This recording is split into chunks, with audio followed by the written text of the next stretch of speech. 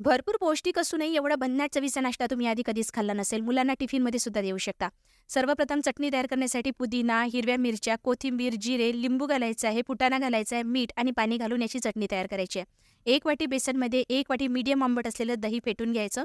थोडं पाणी घालायचं आणि याचं मीडियम थिक असलेलं बॅटर तयार करायचं.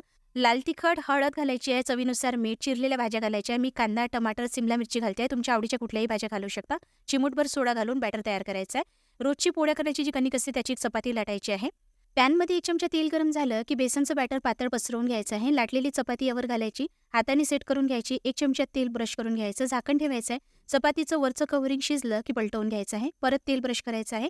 झाकण ठेवून परत याला आपल्याला व्यवस्थित कुरकुरीत होईपर्यंत शिजवून घ्यायचं आहे. बघू शकता चपाती कुरकुरीत झालेली आहे. आता तुमच्या आवडीच्या कुठल्याही भाज्या यावर चिरून घालू शकता. मी कांदा, टमाटर, टोमॅटो सॉस आणि चटपटीत चटणी घातलेली आहे. असा हा भन्नाट चवीचा नाश्ता इथे तयार झालेला आहे. नक्की ट्राय करा. रेसिपी कशी वाटली कमेंट